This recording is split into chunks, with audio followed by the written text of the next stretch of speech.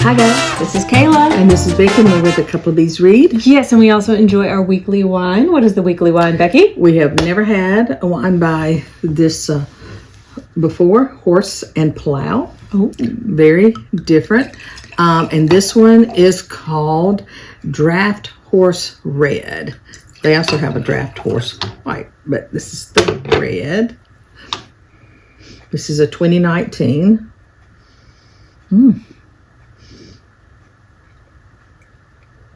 Oh, that is a rich.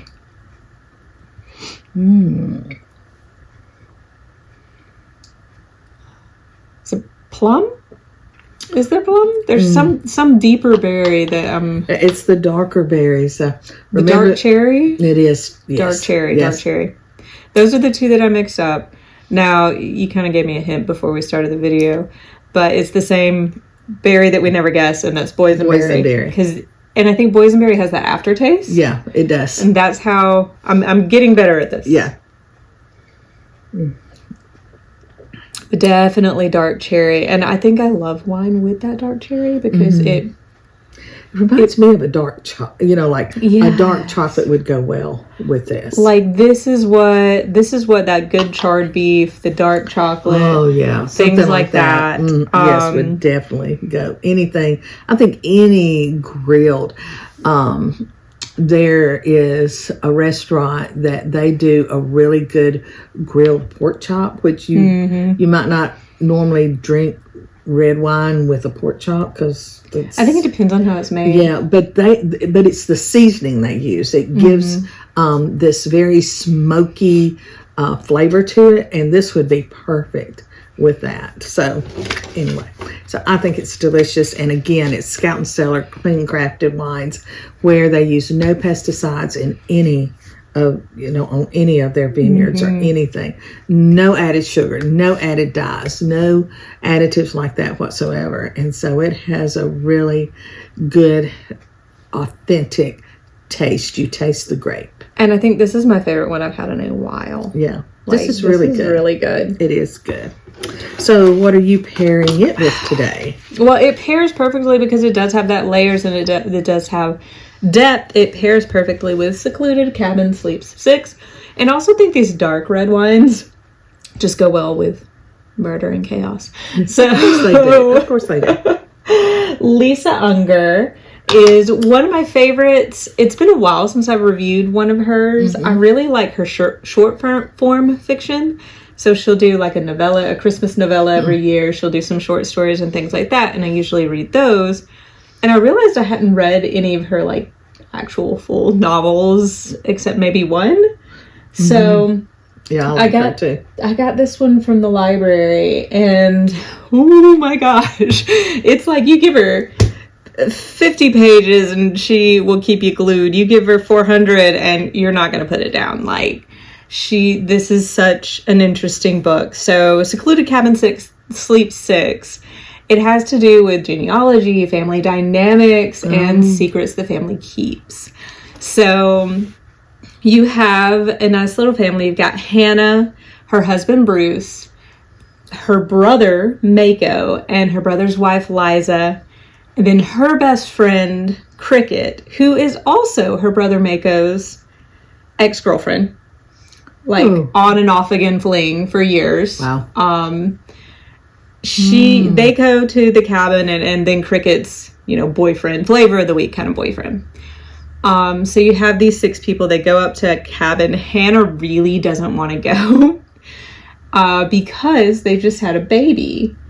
And she doesn't want to leave her baby, but her brother Mako insists. Mako is an interesting character. He's a guy whose real name is Michael, but when he became an adult, he decided to start going by Mako.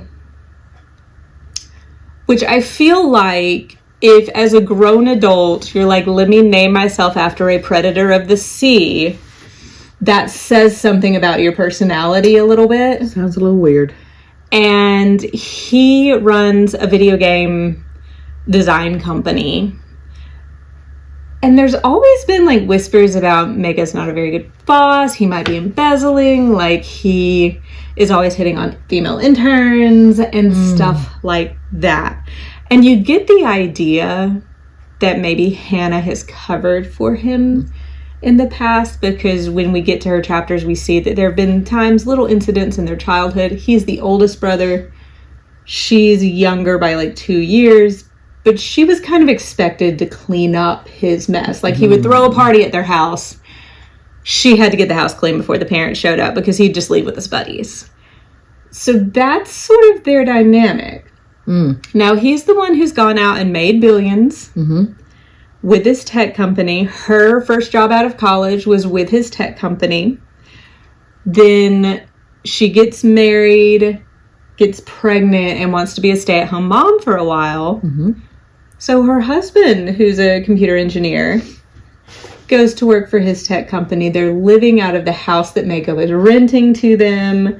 And Mako's the kind of guy who's like, I should charge more for this place. Like, every time he shows up, just sort of passive aggressive, you're living on my dime sort of thing. So all of this starts becoming clear in the book. But let's rewind for a moment. The book starts with a family Christmas party. And you get some of the family dynamics there. But under their tree is an Origins test. Origins is basically Ancestry.com, 23andMe. It's made up for the book universe, but it's a family DNA test. Okay. And this becomes the key to figuring out the twist at the end. Like, they don't know who left the Origins test under the tree. So it's already been done. Yeah, like, well, no, it hasn't been done. It was gifted to them so they could take the test, the whole family. So Mako took his test, Hannah took her test, then they go on this. We're also getting a character named Henry's chapters around this time, who never knew his father, found out his father was a sperm donor, and is trying to track down his siblings. Oh, fun. Which is kind of odd. And it's just the way it pulls everything out is just, it's so tightly paced and insane. Because they get to this lake house, they have all this family drama, and they've both done their 23andMe test, and they're like, we got some weird stuff, but we're not going to talk about it. And then there's a storm, and the lights go out, and someone disappears. Of course. And they don't know who's doing it. They don't know what's going on. Stuff from their past that they thought was long forgotten comes up. You find out about Cricket and Mako and what they've really been up to, even though he is married. It's wild. And it's wild how it slowly unravels. And I'm sorry, I just rambled about the plot for like the whole video, but it's really one of those that Lisa Unger proves she is a master writer, because she weaves this incredibly intricate plot together, and at no point was I like, I don't know what's going on. The whole time I'm glued in. I'm like, wait, what does this mean? What does this mean for her? What does this mean for him? She does a fantastic job of that. So if you want one that's really going to play with your mind, that you're going to stay up all night reading, definitely Secluded Cabin Sleeps Six. I will say, normally when and we've disagreed on this when we've read some of the same books in the past. When we come across a book where it's like, there are so many main characters, I am usually the one that's like, I hate this. I can't be here. I like too many. Lisa Unger's one of the 1 or 2 authors I've encountered that cast of 6, cast of 8, yep, I got it. It's fine. She can handle it. Yeah. She can handle it. She did such a great job. So 5 stars, easy. Definitely check it out if you haven't already. Secluded Cabin Sleeps Six. And let us know, what are you drinking and what are you reading? Bye. Bye, guys.